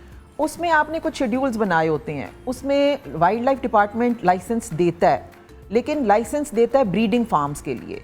ब्रीडिंग फार्म्स का कॉन्सेप्ट ये है कि अगर वो कोई होम ओनर नहीं, ब्रीडिंग फार्म वाला बंदा अगर कोई ब्रीड करना चाहता है और उसको सेल आउट करना चाहता है तो उनको परमिशन होती है on a very small scale, तो उसके लाइसेंस होते हैं, उसके SOPs होते हैं। एक पर्टिकुलर जगह कितनी आपने वाइल्ड लाइफ को देनी है किसी जानवर को रखने के लिए, फिर उसकी मॉनिटरिंग होती है, उसका इंस्पेक्शंस होती हैं, तो वो एक प्रोटोकॉल है उसका। बिल्कुल ठीक। होता ये है कि अगर किसी ब्रीडिंग फार्म ने पहले शो किया कि मेरे पास 5 जानवर हैं और उसके बाद वो ब्रीड करते हैं, तो वो चुप करके बजाय इन्फॉर्म करने के कि जी अब शेर 5 की बजाय हमारे पास 7 हो गए हैं या 8 हो गए हैं, वो चुप करके उनको बेच देते हैं महंगे, और फिर वो जानवर हैं जो फिर लोगों के घरों से निकल रहे होते हैं और उसका रिकॉर्ड नहीं होता वाइल्ड लाइफ वालों के पास। तो अब रिसेंटली इसमें अमेंडमेंट हुई है, जो ये वाइल्ड लाइफ का लॉ था और उसके रूल्स और रेगुलेशंस को उन्होंने अमेंड किया है। अब वाइल्ड लाइफ जो है वो बाकायदा एक फोर्स बना दी गई है और इनके जो DG हैं उनको DG रेंजर्स का, एक तरह से वाइल्ड लाइफ रेंजर्स का उनको एक टाइटल दे दिया गया है। दिस मीन्स के अब वो बाकायदा प्रॉपरली छापे मार सकते हैं, उनकी अपनी एक फोर्स है। सो अगर अब कोई इनको पता चलता है, जैसे अब इन्होंने एक रिसेंटली एक मुहिम चलाई थी कि आप बताएं कि डिक्लेयर करें कि आपके पास कितने जानवर हैं, लोगों ने प्राइवेटली कितने रखे हुए हैं, तो कोई आई थिंक 587 लोगों ने कहा कि जी हमारे पास हैं, लेकिन वो कितने लोग हैं जिन्होंने अभी डिक्लेयर नहीं किया हुआ। सो जिन्होंने डिक्लेयर नहीं किया हुआ, अब अगर वो पकड़े जाते हैं तो ऑब्वियसली फिर उनको जुर्माने और सज़ाएं और वो सब कुछ हो सकता है, कॉन्फिस्केशंस हो सकती हैं, because they were given a certain period कि आपने इसमें अपना डिक्लेयर कर देना है, और सिर्फ अभी 550 लोगों ने यानी किया डिक्लेयर। लेकिन आई एम श्योर कि बहुत बड़ी तादाद होगी ऐसे लोगों की, कि वो अब घरों से अगर निकलेंगे तो फिर उनको फाइन्स होंगे। तो अब वाइल्ड लाइफ जो है वो प्रॉपरली उसका मतलब डिपार्टमेंट एक्शन लेगा उसके ऊपर। अच्छा, अब आयशा साहब एक्शन लेगा, ये टर्म है जो कि हम हर इदारे में हर जगह पे सुन रहे हैं। अभी हम सवात वाक़े का जिक्र कर रहे थे, कराची में खस्ता हाल इमारतों का जिक्र कर रहे हैं। एक्शन लिया जाएगा जब एक चीज़ हो गई, और ये कोई पहली दफ़ा नहीं हुई है कि ये जौहर टाउन एक रेजिडेंशियल एरिया है, इट्स अ पॉपुलेटेड एरिया, वहाँ पर अगर इस तरह की कोई चीज़ हो रही है, फार्म हाउसेस पे तो चले दूर की बात है, ये एक्शन या ये सुपरविजन, ये चेक एंड बैलेंस हम पहले क्यों नहीं ले रहे? Because this is very alarming, क्योंकि बच्चे हैं और जिस तरह से लाइन ने अटैक किया, फुटेज इज सो हॉरिफाइंग। असल में देखें, अब इसमें जो पहले भी हम इसके ऊपर बहुत आवाज़ उठाते रहे हैं। होता ये था कि लोग डिपार्टमेंट वाले कहते थे कि जी हमारी कोई फोर्स नहीं है, तो आप DC को कहें। अब DC जो है वो पुलिस को कहेगा कि जी आप जाएं और चेक करें। मतलब वाइल्ड लाइफ की अपनी कोई जुरिस्डिक्शन नहीं थी कि वो किसी भी घर पे छापा मार के तो वहाँ से चीज़ें उठा लें। DC was suppose to do that. अब इसीलिए इन्होंने, जब ये प्रॉब्लम्स आ रही थी तो इन्होंने फिर अमेंडमेंट करके और अपनी एक फोर्स बना ली है। अब वाइल्ड लाइफ डिपार्टमेंट के पास कोई जवाब नहीं है कि वो कहे कि जी हम कैसे करें, ये तो पुलिस का काम है, या तो वो coordination between the departments was lacking. और दूसरी चीज़ ये थी कि जिस तरह मैंने आपको कहा है कि शेर पालना एक बड़ा ही एक महंगा काम है। बिल्कुल। तो वो कौन लोग रखते थे जो कि इन्फ्लुएंसर्स भी थे, बल्कि जिनको जिस तरह एक बार एक बंदे का नाम भी आता है। हमने लास्ट ईयर भी छापा पड़वा के तो एक डिफेंस के घर से एक कॉन्फिस्केट करवाया था जो शेर लेके गए जल्लो मोड़। लेकिन फिर उस जानवर के साथ भी इस तरह ज़्यादती हो जाती है कि वो जानवर तो अब आपने डोमेस्टिकेट करके अपने घर में एक बच्चों की तरह पाल लिया हुआ था, AC लगाया हुआ है, सोफ़ों पे बैठा हुआ है, उसके साथ सारे लोग इंटरेक्ट कर रहे हैं। अब जब आप उस जानवर को उठा के एक सड़े हुए किसी पिंजरे में रख देंगे जाके जेलो मोड़ में या कहीं पे, तो वो स्ट्रेस में ही रहेगा। मतलब वो यूज टू नहीं है, वो एक जंगली जानवर नहीं है, वो आपने उसको एक डोमेस्टिकेट कर लिया हुआ है। सो आई थिंक वो जानवर फिर इनको रिटर्न करना पड़ा, क्योंकि वो मर जाना था उसने कैप्टिविटी में, तो वो थोड़ा सा समझा बुझा के कि जी आइंदा इसकी टिकटॉक्स नहीं बनानी ये वो, तो उस ओनर को रिटर्न करना पड़ा। सो अब मैं आपको ये कह रही हूँ कि हमने कवानीन के साथ साथ उस जानवर की वेलबींग भी देखनी है। जिनको आपने डोमेस्टिकेट कर लिया हुआ है उनको आप पिंजरों में नहीं रख सकते, फिर उनके लिए आपको कोई और बेहतर इंतजाम करने पड़ेंगे अगर आप। और मेरा नहीं ख्याल कि वाइल्ड लाइफ डिपार्टमेंट के पास इतनी कैपेसिटी है कि वो अगर फ़र्ज़ करें 1000 शेर कहीं से निकल आता है तो अब वो सारों को अपने पास एडजस्ट करेगा। सो हमें कोई SOPs बनाने पड़ेंगे कि जो एग्जिस्टिंग अब आप लोगों ने घरों में रख के पाल के उनको डोमेस्टिकेट कर दिया हुआ है उनके साथ क्या करना है, क्योंकि उनके साथ उनके लिए कोई फैसिलिटी बननी चाहिए। एग्जैक्टली या फिर उनके मालिकों को मतलब फोर्स किया जाए कि आप इनको बेहतर किसी सराउंडिंग्स में रखें, आप खुद ओनर हैं आप रख सकते हैं लेकिन शहरी इलाकों में ना रखें। हाँ, at the end of the day Ayesha साहब, अगर शहरी इलाकों में किसी भी हाल में रखे जा रहे हैं, चाहे वो डोमेस्टिकेट किया हुआ है या नहीं किया हुआ है, वो थ्रेट है, बिल्कुल है। मतलब पहली जगह पे तो वो होने ही नहीं ना चाहिए थे। तो वो डिपार्टमेंट वाले यही कहते थे कि हमने तो ब्रीडिंग फार्म्स को लाइसेंस दिए हुए हैं, हमने तो किसी घर वाले को नहीं दिया हुआ। लेकिन अगर वो चुप करके बेच देते हैं या खिलौने के तौर पे उसको रख लेते हैं तो फिर हमें नहीं पता कि वो क्या करना है, वो पुलिस का काम है। सो मिल के सोसाइटी को इस इशू को डील करना चाहिए कि सिर्फ वाइल्ड लाइफ की डिपार्टमेंट की नहीं है, होम ओनर की, पब्लिक की, सबकी एक कलेक्टिव रिस्पॉन्सिबिलिटी है कि बताएं कि भाई कहाँ पे ये चीज़ है और फिर उसके SOPs बनाए जाएं। और अभी भी आई थिंक कि ये रिस्पॉन्सिबिलिटी उन लोगों पे भी है। अगर ये आपने 586 का नंबर बताया, 587 अभी 87 रिपोर्ट हैं कि उनके पास ये मौजूद हैं और उन्होंने रखे हुए हैं, लेकिन उसके आई एम श्योर कि ये तादाद इससे कहीं ज़्यादा होगी। तो जो लोग इर्द गिर्द भी रहते हैं वो रिपोर्ट करें अगर रेजिडेंशियल एरियाज़ में रखे हुए हैं। दैट्स वेरी इंपॉर्टेंट, क्योंकि इसमें आपके बच्चों की, आपकी वेलबींग के, खुदा ना खास्ता ऐसा जैसे कोई अभी आप फुटेज देख रहे हैं, कोई ऐसा शेर निकल आए आपके ऊपर अटैक कर दे, यू नेवर नो। सो ये तो रिस्पॉन्सिबिलिटी मुझे लगता है अब इलाका मकीनों की भी कहीं ना कहीं बन गई है। और लोग बताते रहे हैं हमें कि भाई इधर से आवाज़ें आ रही हैं। एक बड़ा अजीब सा वाक़या था कि मैंने पूरी तस्वीरें और वीडियोस जो थी वो डिपार्टमेंट के साथ शेयर की एक ज़माने में कि जी ये देखें।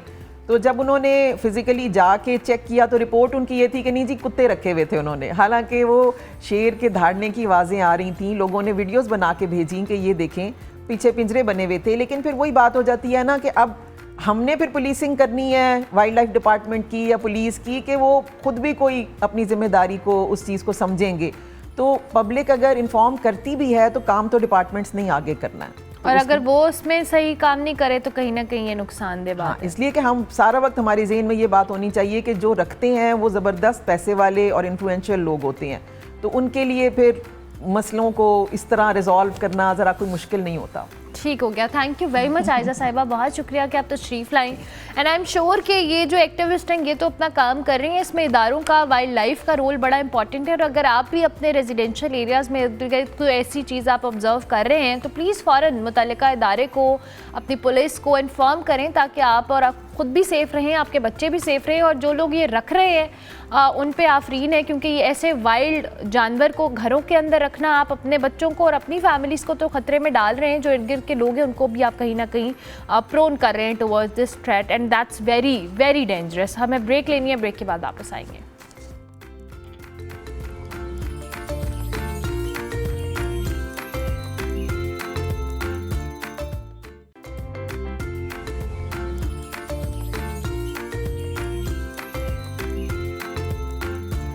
Welcome back to good morning public. जी ब्रेक के बाद वापस आ गए। अब आपकी मुलाकात हम एक बहुत ज़बरदस्त पाकिस्तानी प्लेयर से करवाने वाले हैं जिन्होंने ना सिर्फ मुल्की सतह पर बल्कि बैनुल-अक़वामी सतह पर भी जो कह ले पाकिस्तान का परचम बुलंद किया। हम बात करें जी आसिफा शहबाज की, जो कि पाकिस्तान की टेनिस और पैडल प्लेयर हैं और उस खेल में बहुत ज़बरदस्त कारकर्दगी पेश कर रही हैं, मुल्क का नाम रोशन कर रही हैं। आसिफा शहबाज ने जी जनवरी 2025 से पाकिस्तान में पैडल खेलने का आगाज़ किया है और देखते ही देखते इनका जो गैर मामूली खेल है, इनकी जो मेहनत है, इनका जो जज्बा है, इसकी बाइस इन्होंने हर टूर्नामेंट के अंदर कामयाबी समेटी। और हैरत की बात यह है कि अब तक वो जितने नेशनल पैडल टूर्नामेंट्स टूर्नामेंट्स हैं उसमें शरीक हुई हैं, उनमें सब में नाकाबिले शिकस्त रही हैं और साथ साथ इन्होंने जी इंटरनेशनल लेवल के ऊपर भी अपने आप को मनवाया है। सऊदी अरब में होने वाली जो टेनिस चैम्पियनशिप है इसमें 3 बार इन्होंने फतह हासिल की है और 2023 के सऊदी गेम्स में भी पाकिस्तान की नुमाइंदगी की है। इसके अलावा जी ये सऊदी अरब में भी टेनिस खेलती थी, लेकिन हाल ही में आसिफा ने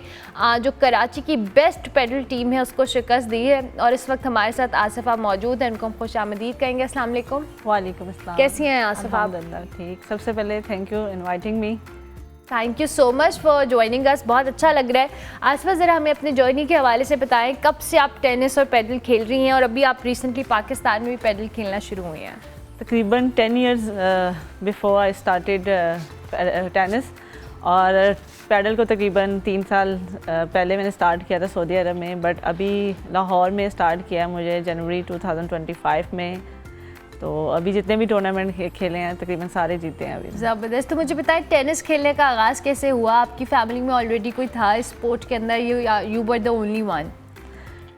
I am the only one जिसने टेनिस स्टार्ट किया और इवन हमारी फैमिली में बिल्कुल भी कोई स्पोर्ट्स नहीं करता था। अच्छा। यस, तो मैं पहली थी जो कि टेनिस स्टार्ट किया था। तो मुश्किल तो थी काफ़ी ज़्यादा, बट ज़बरदस्त। तो अभी आपने टेनिस के हवाले से बताएं कि क्या क्या अचीवमेंट्स आपकी अब तक रही हैं टेनिस को लेकर? टेनिस में मैं नेशनल चैम्पियन भी रही हूँ और इंटरनेशनली, क्योंकि जैसे अभी आपने बताया सऊदी अरब में I am the first female जो सिलेक्ट हुई थी सऊदी गेम्स में और सेमीफाइनल्स तक पहुँची थी। तो ज़बरदस्त। तो कैसी आप सऊदी अरब में ट्रेनिंग करती हैं या पाकिस्तान में टेनिस रिलेटेड ट्रेनिंग है? फिर पैडल के हवाले से भी जानते हैं। अभी तो फ़िलहाल पाकिस्तान में हूँ, तो सऊदी अरब से मैं आ गई हूँ अभी, क्योंकि यहाँ पे इतनी ज़्यादा अपॉर्चुनिटी अभी मिल रही हैं एज़ कम्पेरेटिव पहले, क्योंकि पैडलिंग अभी काफ़ी फेमस हुई है। सिर्फ अभी पाकिस्तान के अंदर 3 माह हुए हैं, स्पेशली लाहौर में। कराची में तो 2023 में आ गई थी, तो अभी स्पॉन्सर भी जो है अभी मिल रहे हैं। तो ज़बरदस्त। अच्छा, अब तो पैडल का ट्रेंड बहुत ज़्यादा आ गया है, मतलब एवरीवन जिससे पूछो उसने एक फ़िज़िकल एक्टिविटी के तौर पे पैडल खेलना शुरू की है। आप ये स्पोर्ट ज़रा थोड़ा सा हमें बताएं। आपने जैसे कहा कराची में तो पहले से थी और इंटरनेशनली तो ये खेली जाती है, लाहौर में अब इसका कॉन्सेप्ट अभी आया है, थोड़ा सा हम इस गेम को एक्सप्लेन करें हमारे देखने वालों के लिए। पैडल क्योंकि बेसिकली स्पेन से आई थी, ये वहाँ से स्टार्ट हुई थी और एक तो ये अफोर्डेबल है, ईजी और सोशली ज़्यादा इंट्रैक्शन होता है। 4 पीपल खेलते हैं और अफोर्डेबल इस सेंस में भी है क्योंकि 4 पीपल जब खेलते हैं तो वो कोर्ट की जो कॉस्ट है वो भी डिवाइड हो जाती है, तो ओवरऑल इसलिए ज़्यादा लोग पसंद करते हैं। अच्छा, ये टेनिस से मिलती जुलती है या इजी है? इजी टू लर्न है, टेनिस से थोड़ी यानी इजी है। हाँ, टेनिस टफ है एज कंपैरेटिवली। कैसे खेलते हैं? 4 लोग अगर खेल रहे हैं तो थोड़ा सा एक्सप्लेन करें ना। 4 लोग खेलते हैं, इसमें यह है कि जो स्कोरिंग है वो टेनिस की तरह ही है, बट क्योंकि वॉल यूज़ करते हैं स्पेशली ग्लास पैडल में, तो वो फ़न भी थोड़ा आ जाता है उसमें और लोग आपस में ज़्यादा अट्रैक्ट होते हैं एज ज़बरदस्त। तो अभी पाकिस्तान के अंदर आप क्या समझ रही है पैडल को, जैसे हम इंटरनेशनली टेनिस के हवाले से बात करें, दुनिया भर में खेल रहे हैं, क्या हम पैडल में भी अपने प्लेयर्स को इस तरह से होता हुआ देख रहे हैं आगे जाता हुआ? इंशाल्लाह मेरे ख्याल से टेनिस से ज़्यादा जल्दी जो है वो पैडल ग्रो कर रही है और प्लेयर भी ज़्यादा इंटरेस्ट ले रहे हैं, स्पेशली बच्चों में बहुत ज़्यादा इंटरेस्ट मैंने देखा है। इवन अभी लास्ट टाइम जब मैं कोचिंग भी करती हूँ पैडल में, अच्छा, ओके। तो मैंने बच्चों में देखा है वो जो एक स्पार्क है ना, वो इस गेम में ज़्यादा, वो इवन वो टेनिस पहले खेलते थे लेकिन वो शिफ्ट किया है क्योंकि वो पैडल को ज़्यादा इंजॉय कर रहे हैं और वो ईजी टू लर्न भी है, तो इसलिए होपफुली हमारे पैडल इनमें भी जल्द स्पेनिश कोच जो हैं वो आएंगे, तो इसलिए बच्चों को। तो ये अब मुझे लगता है कि वैसे भी लोगों का जब इंटरेस्ट बढ़ रहा है तो it's a very good physical activity as well. अच्छा, मुझे ये बताइए, आपने कहा कि आप पैडल की कोचिंग करती हैं, आगे क्या प्लान किया हुआ है आपने इस कोचिंग को लेकर और अपने टेनिस को भी लेकर? अभी तो फिलहाल दोनों चीज़ों को लेके चलने का, लेकिन इन फ्यूचर ज़्यादा मेरा कोचिंग की तरफ है। कोचिंग की तरफ रुझान है। पाकिस्तान के अंदर आप क्या स्कोप देख रही हैं ओवरऑल एज अ स्पोर्ट्स या एज अ स्पोर्ट्स? ओवरऑल अगर पैडल की तरफ देखूं तो आई थिंक अच्छा ही फ्यूचर सोचती हूँ कि इंशाल्लाह जो है वो आने वाला वक्त बेहतर ही होगा। और कोचिंग के हवाले से अपॉर्चुनिटीज़ का बताएं। कोचिंग के हवाले से अपॉर्चुनिटी हैं क्योंकि फ़ीमेल कम हैं। I am the only female जो पैडल की कोचिंग करवा रही हूँ, ठीक है, तो ओबियसली जब लड़कियाँ आगे आएंगी तो अपॉर्चुनिटी तो मिलेंगी। ठीक है, तो मुझे बताएं कि पैडल में दुनिया भर में जब हम इंटरनेशनली बात करते हैं, कोई ऐसे लोग हैं जो कि पैडल के जो के लिए स्टार या आइकन्स हों? हाँ, काफ़ी ज़्यादा है। हाँ, अभी मेरी फ्रेंड भी हैं जो अभी इंटरनेशनली रिप्रेजेंट कर रही है, गब्रिएला, तो और भी हैं जो इंटरनेशनल रिप्रेजेंट। ठीक है, थैंक यू वेरी मच, बहुत शुक्रिया आपका। आसिफा, आपके तशरीफ़ लाई। आसिफा शहबाज हमारे साथ मौजूद थी जी। हम ब्रेक लेंगे, ब्रेक के बाद वापस आएंगे।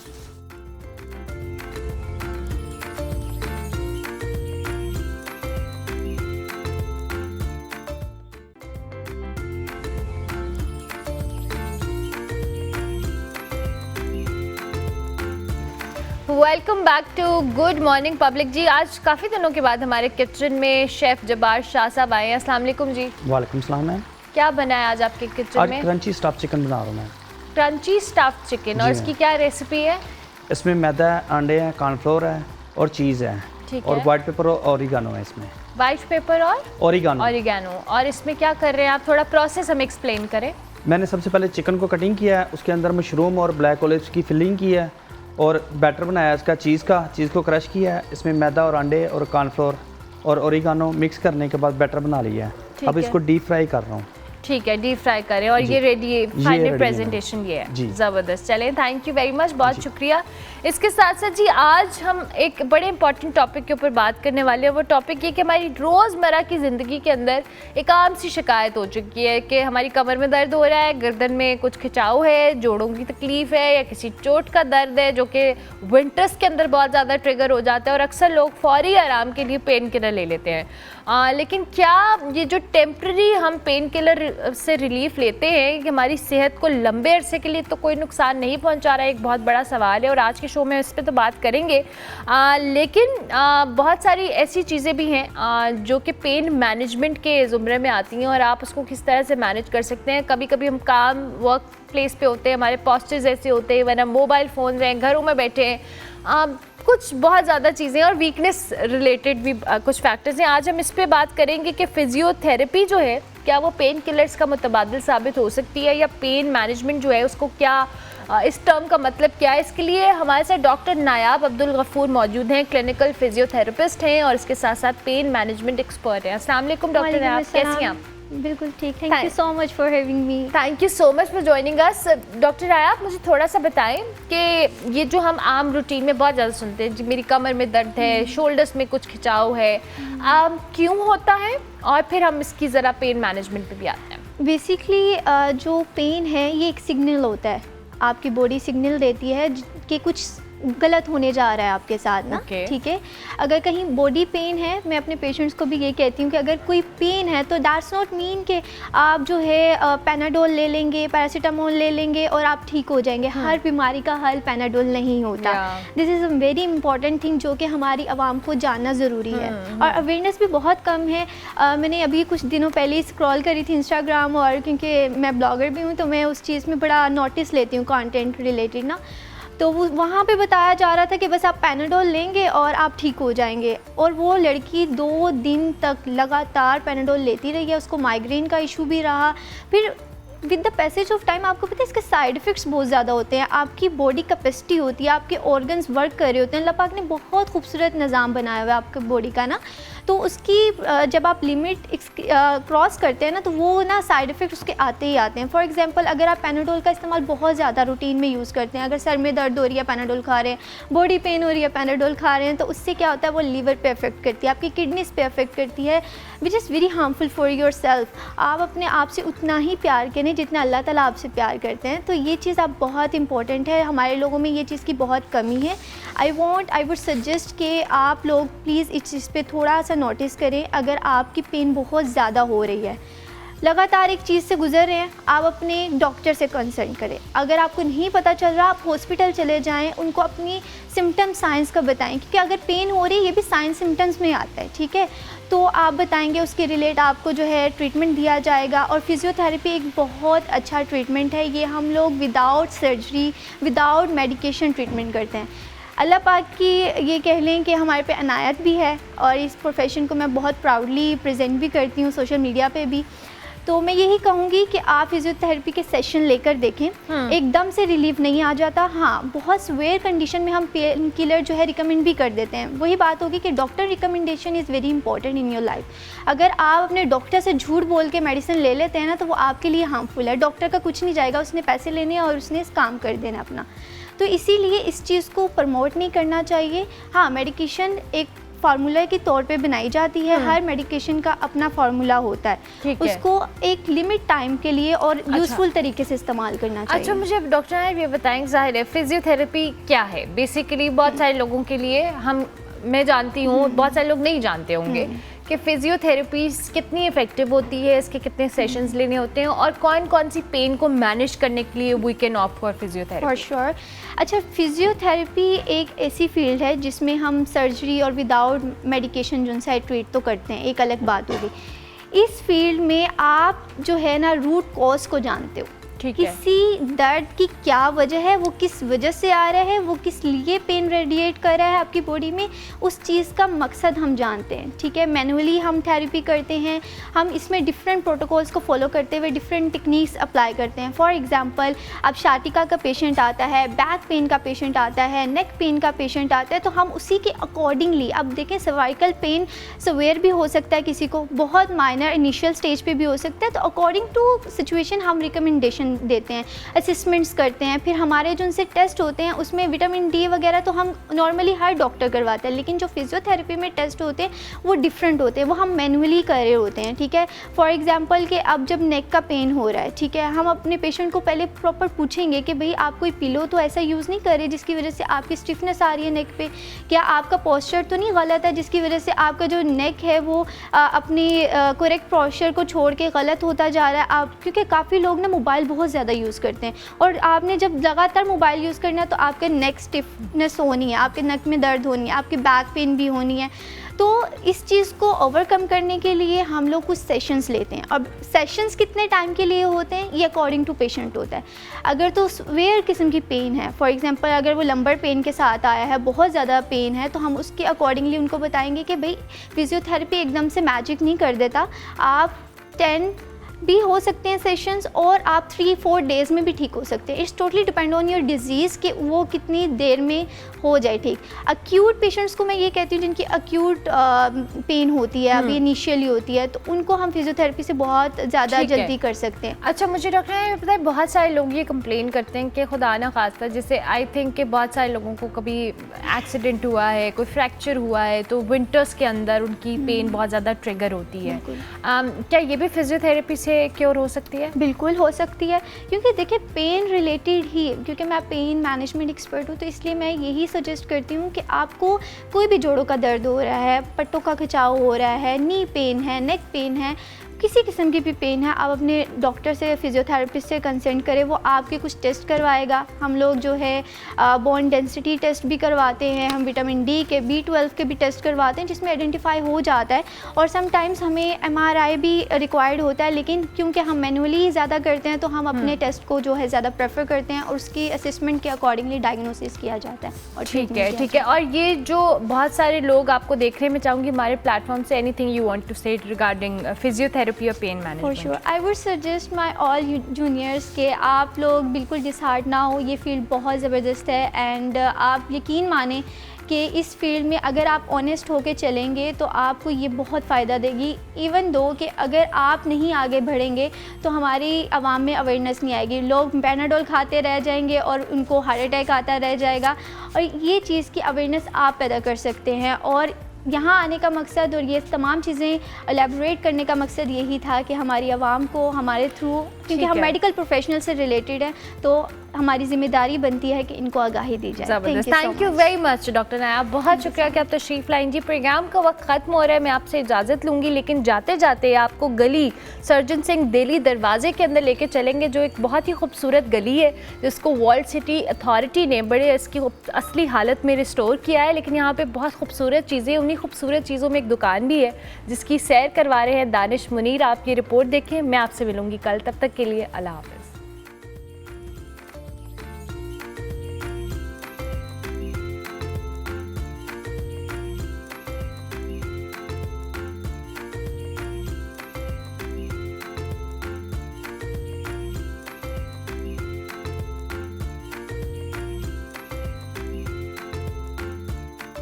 आज जी बिल्कुल तारीख़ से मोहब्बत रखने वाले, तारीख़ी चीज़ों को पसंद करने वाले वॉल सिटी लाहौर का रुख करते हैं, पुरानी चीज़ों को देखते हैं, माजी की झलक में जाते हैं, माजी में झांकते हैं। ऐसी ही कुछ चीज़ें ऐसी जो अपने घरों में रखना पसंद करते हैं, उसके लिए वॉल सिटी अथॉरिटी की जानिब से बाकायदा शॉप्स जो हैं वो बनाई गई हैं, जिसमें एंटीक चीज़ें मौजूद हैं जो शहरी अपने घर ले जाकर वहाँ उनको डेकोरेट करना पसंद करते हैं। मेरे अक्का में भी देखा जा सकता है ये सिल्वर की, ये पीतल के जो बर्तन हैं, सिल्वर के बर्तन मादी में जो इस्तेमाल होते थे उनको खुसूसी तौर पर रखा गया है। इससे शहरी अपने घर को डेकोरेट करते हैं, घर की डेकोरेट करने की चीज़ें। और इसी के साथ साथ ये बाकायदा जो बर्तन हैं चीनी के तैयारशुदा, इनको बड़े ख़ूबसूरत नक्शो निगार से, जिसमें मादी में और आज भी जो है वो ये ख़ासी तारीख़ी हैसियत रखता है। इसी के अलावा ये पूरी जो है वो 2 गैलरीज़ ऐसी बनाई गई हैं जिसमें शहरियों की मनपसंद चीज़ें जो है वो यहाँ पर रखी जाती हैं। ये बर्तन जो हैं वो बड़े नायाब हैं, वॉच की सूरत में, टेबल पर रखने के लिए, डाइनिंग टेबल में रखने के लिए, और इसी के साथ साथ ड्राइंग रूम में। और ये देखिए सिंधी कल्चर की टोपियाँ हैं, बैग हैं देसी। इसी के साथ ये बड़ी ज़बरदस्त वॉल्स पर लटकाने के लिए चीज़ें रखी गई हैं। हमारे साथ ख़रीदार मौजूद हैं, उनसे जानते हैं, उनसे बात करने की कोशिश करते हैं कि वो इस चीज़ को क्या पसंद करते हैं। अस्सलाम वालेकुम जी, कैसे मिजाज हैं आप? ठीक है जी, ठीक बिल्कुल। वॉल सिटी में आए हैं, ये चीज़ें ख़रीदने का ख़ास मकसद क्या चीज़ जो है वो आपको यहाँ पर खींच लाई है? देखें, यहाँ हर चीज़ अच्छी हैं, कल्चरल हैं, हमारे शहर को जो है पोर्ट्रे करती हैं, पुराना आर्ट वर्क, पुराना डिज़ाइन, चीज़ें अच्छी हैं। मैंने तो जी कुछ पोस्ट कार्ड्स लिए हैं, मैं बाहर रहता हूँ तो मैं वो लेके जाऊँगा, लेकिन बाकी यहाँ की हर चीज़ अच्छी है। ज्वेलरी अवेलेबल है, घर के लिए चीज़ें अवेलेबल। बाहर रहते हैं, किस मुल्क से आए हैं, वहाँ के रह कितने हुए आपको पाकिस्तान और बिलखसूस पंजाब और लाहौर की कितनी यासत आती है? बस जी, मैं यूके में थोड़ी देर रहा हूँ, अब मैं वापस जा रहा हूँ, मैं उधर काम करता हूँ, तो बाकी इधर आते जाते रहते हैं। ऑब्वियसली अपना मुल्क है, अपना शहर है, तो इसलिए आए थे, तो फिर हम इधर भी आए। प्रदेश में रहते हुए अपने मुल्क की जो याद है वो कितना तड़पाती है? यहाँ की कौन कौन सी चीज़ें, अंदरून शहर की क्या चीज़ें हैं, तारीख कितना तड़पाती है? यहाँ के खाने, यहाँ की आर्ट, यहाँ के लोग, आपको हर चीज़ याद आती है बाहर रह के, तो बिल्कुल सही हो गया जी। अच्छा, यहाँ पे क्या क्या कार्ड्स के अलावा चीज़ें आपने देखी, कौन सी चीज़ें और मज़ीद आपको पसंद आई हैं जो चाह रहे हैं कि नेक्स्ट टूर पे भी मैं इसको परचेज करूँ? देखिए, इनकी प्लेट्स वगैरह, क्रॉकरी, ये चीज़ें बहुत अच्छी हैं। उसके अलावा इनकी ज्वेलरी जो है, कुछ ब्रेसलेट्स, कुछ इस तरह की चीज़ें, वो बहुत अच्छी हैं। तो इस तरह की चीज़ें फिर अगली दफ़ा देखेंगे ज़रूर। अगली दफ़ा वो चीज़ें देखेंगे। और हमारे साथ मौजूद हैं, आप बताइएगा आपको कौन कौन सी चीज़ें पसंद आई हैं, दोस्तों को क्या सुजेस्ट करेंगी, कैसा लगा आपको यहाँ पे? विज़िट करके तो बहुत अच्छा लगा, सब कुछ ही अच्छा है और सब कुछ ही बहुत कल्चरल है, और आपको आके पता चलता है कि ये सब लाहौर को रिप्रेजेंट कर रहा है। ज्वेलरी बहुत अच्छी है, ऐसी लोकल मार्केट्स वगैरह में आपको नहीं मिलती, तो अपनी फ्रेंड्स को ये कहूँगी कि बस कोई सोवेनियर वगैरह कलेक्ट करने के लिए आना हो तो यहाँ पे आएँ। आप भी बाहर ज़्यादातर रहते हैं या पाकिस्तान? मूव कर रही हूँ, मैं रहती पाकिस्तान में हूँ। बाकी ये कल्चर, ये अंदरून शहर, ये याद आएगा वहाँ के लोगों को आप बताएँगे? जाने से पहले मैं एक दफ़ा इसी वजह से विज़िट करना चाह रही थी कि पता नहीं बाद में मौका मिले ना मिले, तो एक दफ़ा ये सब देख लेना चाहिए। क्या चीज़ें जो आपको अंदरून की वहाँ पे ज़्यादा मिस करेंगी आप जब वहाँ पे मौजूद होंगे? क्योंकि जो अपना देश, अपनी मिट्टी, एक अपना रंग होता है, तो मेरे ख्याल से लाहौर की वाइब भी है जो आप मिस करते हो बाहर कहीं भी जाके। इवन लाहौर की ऐसी वाइब है जो पाकिस्तान की किसी और सिटी में भी नहीं है, तो मेरे ख्याल से मैं सबसे ज़्यादा वही मिस करूँगी। और अंदरून के खाने मेनली, और बस ये छोटी मोटी चीज़ें जो आपको बाहर नहीं मिलती, तो वो याद आएंगी, वो याद करेंगी। वहाँ के दोस्तों के लिए भी कुछ, वहाँ के जो अजीज़ो क़ारिब, उनके लिए भी कुछ ख़रीदा आपने यहाँ से? हाँ, अभी देख रहे हैं, अभी ले रहे हैं। जी, उनके लिए भी ख़रीदारी हो रही है, क्योंकि दूसरे मुल्क जाना है, दूसरी दुनिया में जाना है जो कि यहाँ से बिल्कुल मुख्तलिफ है।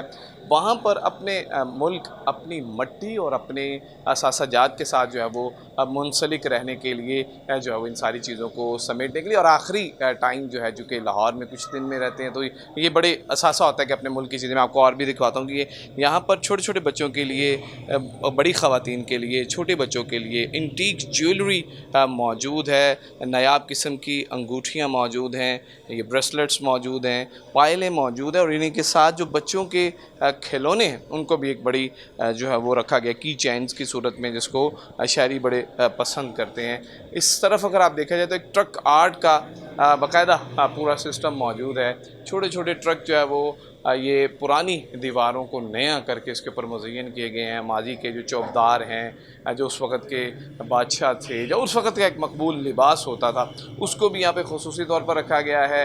यहाँ की ट्रक आर्ट है, पुराना सिस्टम है, मुतलका ट्रक, पुरानी जो चलने वाली साइकिलें हैं, उनको नए शक्ल व सूरत में यहाँ पर रखा गया और बाकायदा जो फ़ौजी लिबास है उसको भी यहाँ पर मुज़य्यन किया गया है, रखा गया है। इसको नुमाइश के लिए रखा गया। ये अंदरून का वो रास्ता है, ये वो गलियां हैं खूबसूरत जिनको यहाँ पर शहरी आते हैं, देखते हैं। मुख्तलिफ़ किस्म के मग्स हैं, ये कपड़े हैं जो नक्शो निगार जिसको माजी में किया जाता था। इसके साथ यहाँ पे कैंडल्स बड़ी खूबसूरत हैं। इन कैंडल्स को जो है वो रखा गया है बड़े खूबसूरत अंदाज में और इसके ऊपर बड़े ज़बरदस्त दिलचस्प किस्म के स्लोगन्स भी लिखे गए हैं। पहली सी मोहब्बत, आज जाने की ज़िद ना करो, आफरी ये कैंडल्स हैं जिसको शहरी घर ले जाते हैं और मुख्तलिफ़ इवेंट्स के ऊपर, बर्थडे पार्टीज़ हो जाए, दीगर जो है वो उसके लिए इस्तेमाल करते हैं। इस तरह की मुख्तलिफ़ नायाब इक़साम की चीज़ें जो है वो शहरियों के लिए यहाँ पर मौजूद हैं। जो अंदरून लाहौर की मस्जिद वज़ीर खां, दहली गेट का दौरा करने के साथ साथ यहाँ पर मुख्तलिफ़ माजी की चीज़ें जो कि घर में ले जाकर हमेशा हमेशा के लिए अपनी आँखों के सामने रख सकते हैं। एक बड़ी जो है वो यहाँ पर नुमाइश मौजूद है जो अंदरून शहर लाहौर में हम वक्त जो है वो सजी रहती है। जी।